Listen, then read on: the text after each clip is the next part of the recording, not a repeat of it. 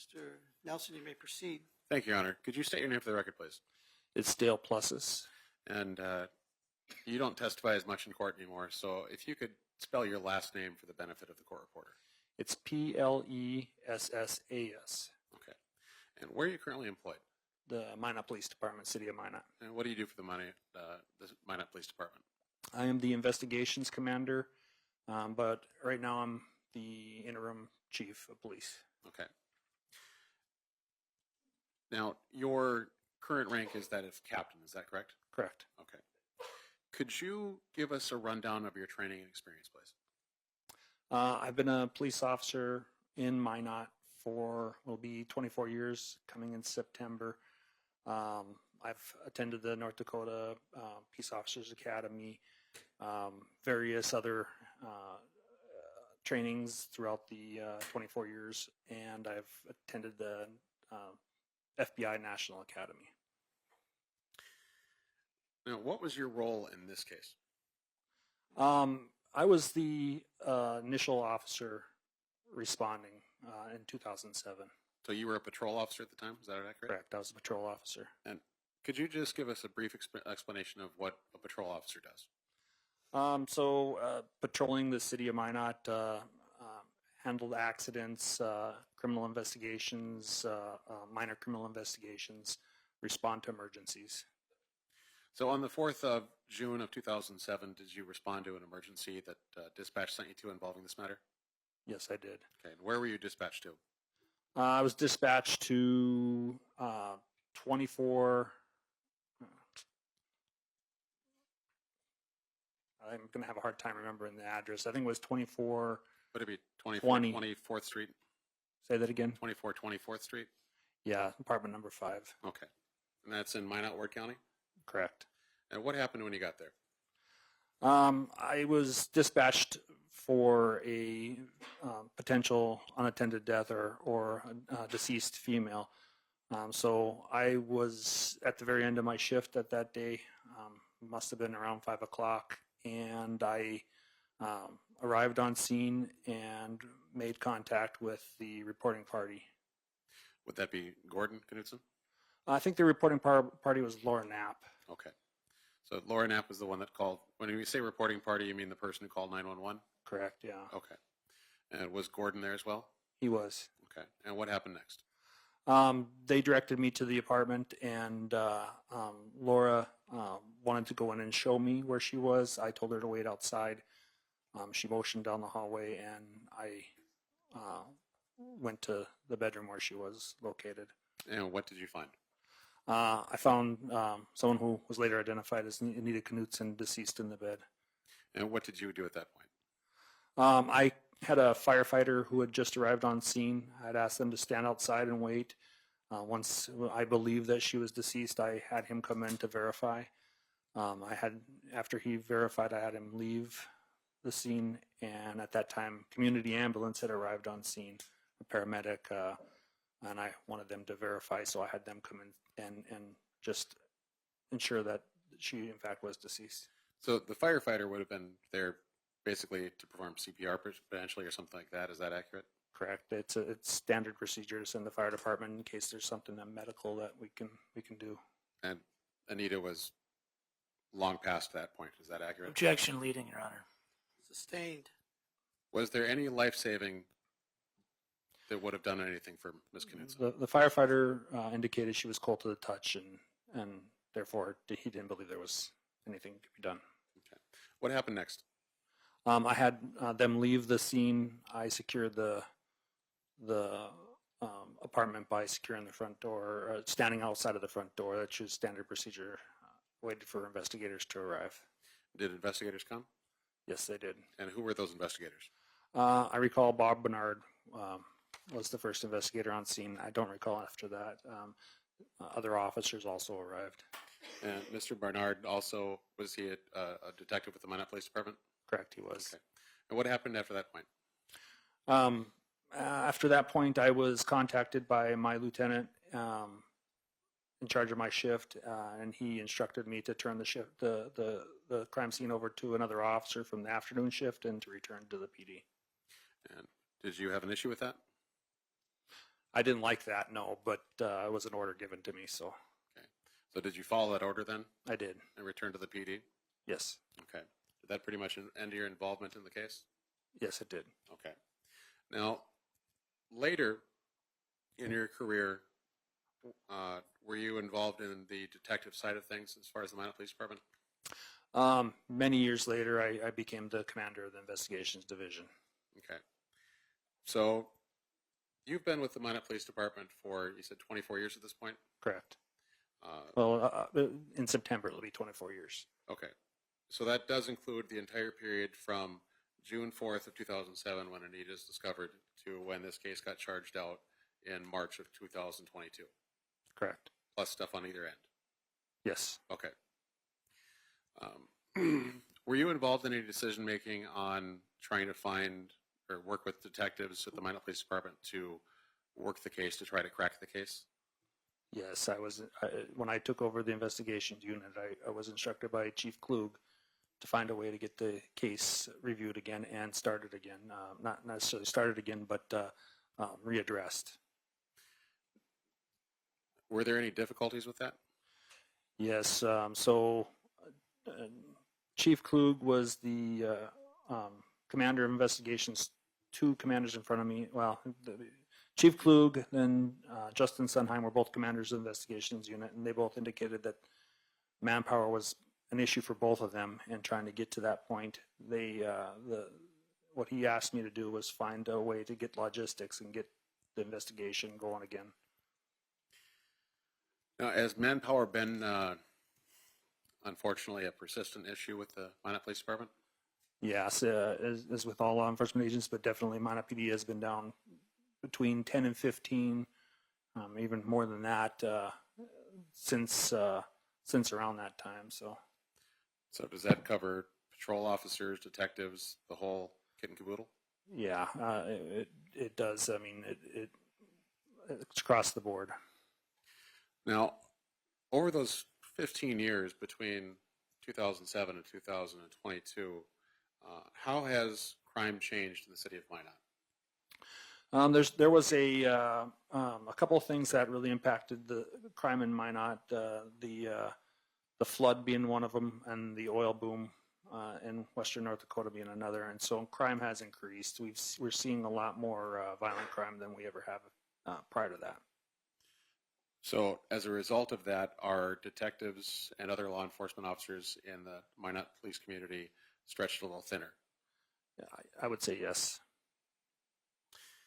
Were you involved in the decision to reach out to potentially podcasters or syndicated television shows, that sort of thing? We never reached out to them. They reached out to us. That's what I meant. So they reached out to the Minot Police Department, and you had to make a decision on whether or not you were going to cooperate. Is that accurate? Correct. Okay. And what was that decision? Well, Cold Justice reached out to us and indicated that they had some things that they could provide us that were attractive to us. Logistics was a major one. DNA expert, forensic experts, and cold case investigator assistants. So we reviewed all that, made a decision that with their logistics, we would be able to move forward with this investigation a lot smoother than on our own. So was that due to the logistical support that the decision was made to utilize them? That was the major component, and is logistics. Did their help make it easier for the Minot Police Department to do the work necessary for this case? It allowed us to move a lot quicker, so yes.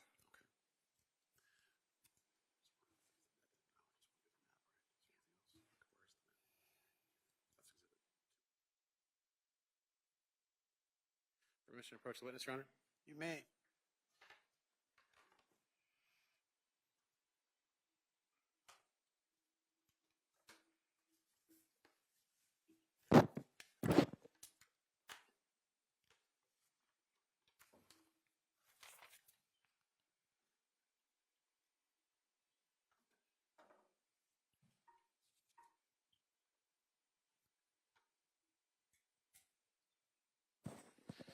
It's a slightly different one than we have back home. I'm handing you 2 items. If you could take a look at those and let me know if you recognize those.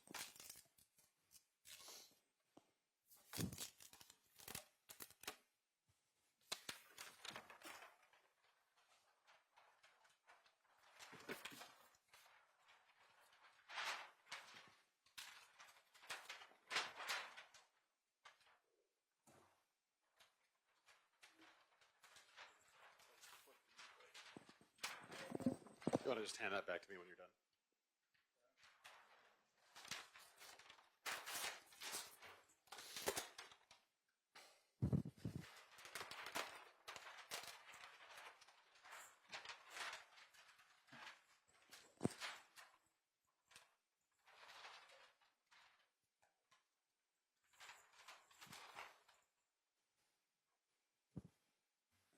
Yes, I do. And Yes, what, I do recognize those. And what are these documents? They're maps. So one's a map of the city of Minot with the full city limits, and another one is a zoomed-in portion of the city of Minot. And are these true and accurate copies of map of the city of Minot? Yes, they appear to be. Okay. The state moves to introduce Exhibit 2A and 2B into evidence, Your Honor. Mr. Sand, do you have any objections? I'd need to come take a look at them, Your Honor. I You can't may. see them from here. Thank you.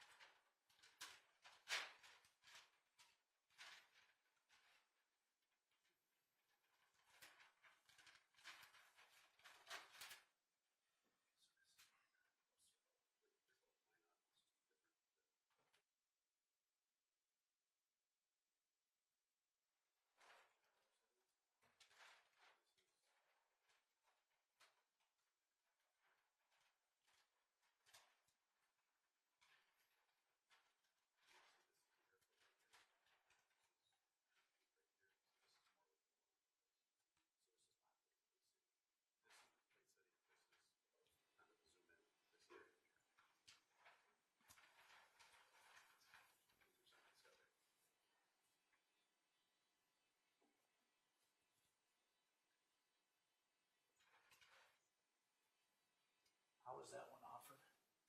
2A and 2B. Your Honor, if I could ask, I know there's two maps up there. One was offered as a map of the city of Minot. Was the other one offered as a second map of the city of Minot? It was offered as a blow-up portion of map A. No objection. Plaintiff's exhibits 2A and 2B will be received without objection. And permission to publish, Your Honor? Denied. I'm not going to let you pass those two sacks. Oh, no, Your Honor. We've got an easel right here, and we've got clips to just show where places are in Minot. We're not going to pass it down the line. Then you can. Thank you, Your Honor.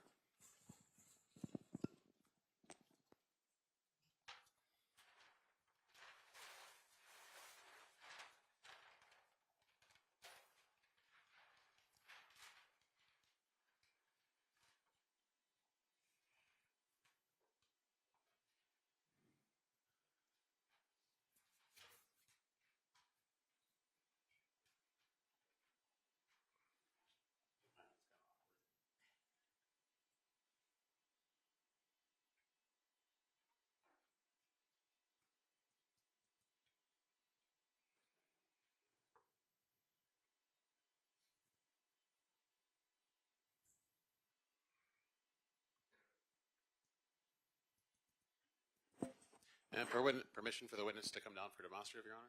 You'll need a microphone. I'll sit at the desk and you can use this one. You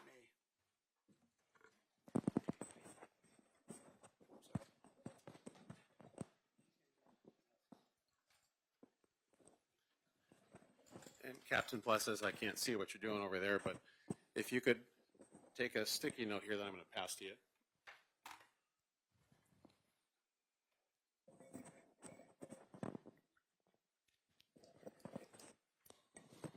And use that to indicate the location of 2420 4th Street Northwest in Minot, Ward County. Which exhibit is he on? That's 2A.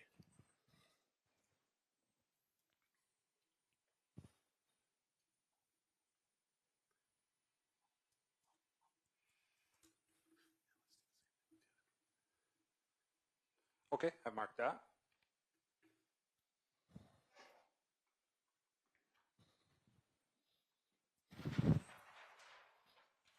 I'll put my glasses on.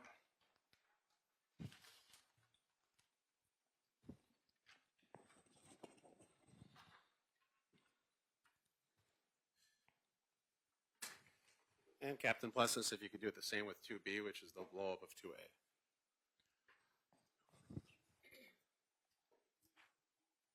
And I have no further questions at the time. Captain Plessis, if I could get that microphone back from you. Okay, that's done. Let me make sure it's off. Yeah, it's on. Oh, the stickies? Yeah, thank you.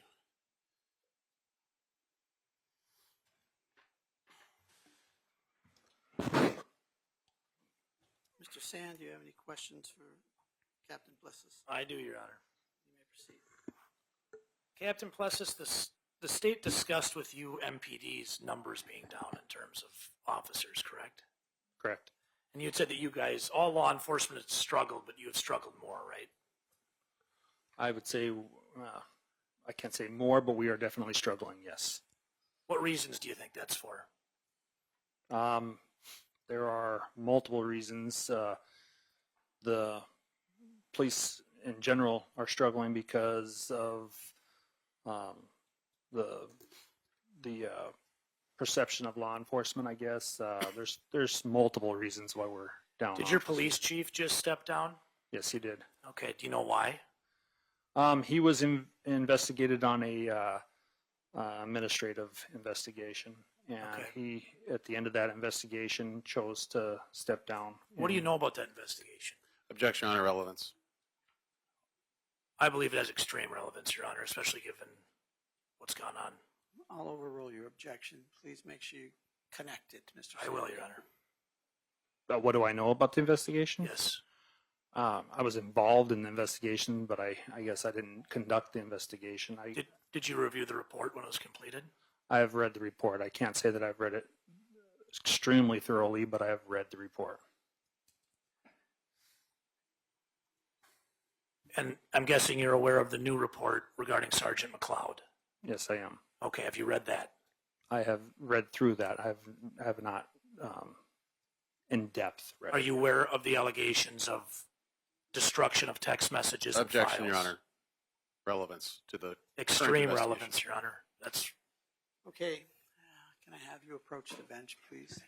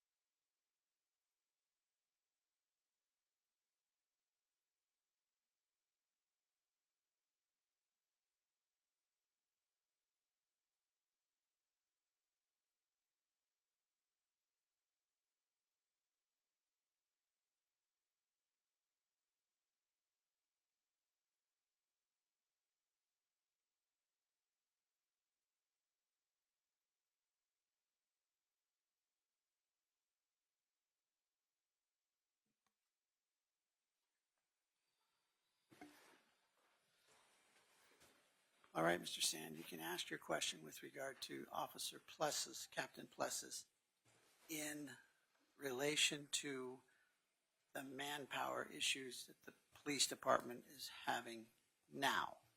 Well, my plan is to ask the same question I just asked, Your Honor. Is that objection being overruled or sustained? Ask the question again.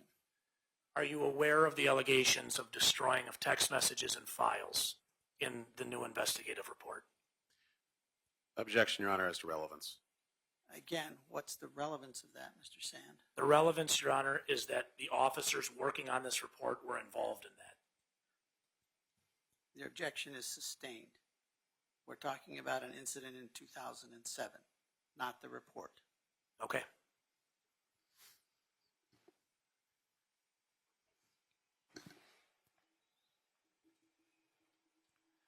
In 2007, do you recall if MPD had manpower issues? I don't recall what they were at that time, no. Okay. What was your rank in 2007? I was a senior officer. Were you the first officer on scene? Yes, I was. Okay.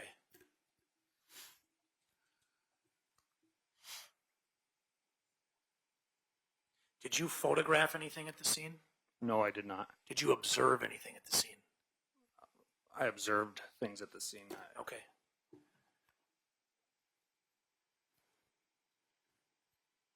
Did you observe a curtain or a curtain rod at the scene? I don't recall that. Okay. What do you recall when you walked into the scene? Like I said before, I recall being motioned down the hallway and finding Anita Knutson on the bed.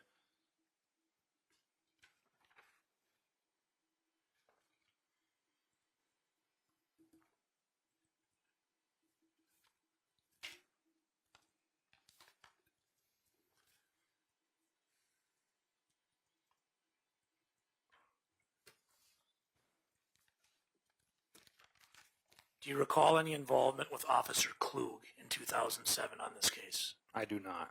Do you remember him being involved in the case? I do not. Okay.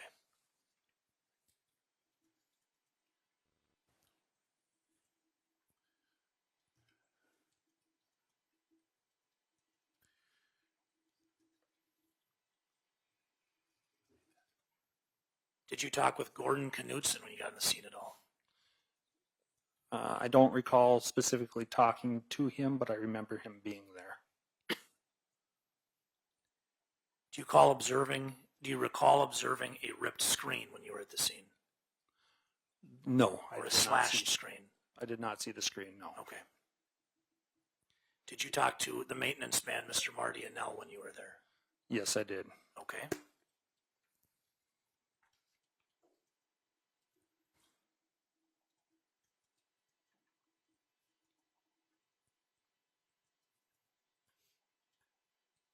What time did you leave the scene?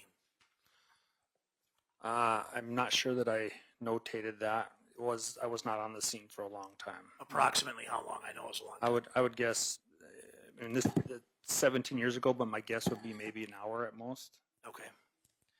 What officers were there while you were there? Shane Haug, Chuck LeBoy, Sergeant Haug, Larry Haug, and Bob Bernard. Those are the officers I can recall. Okay.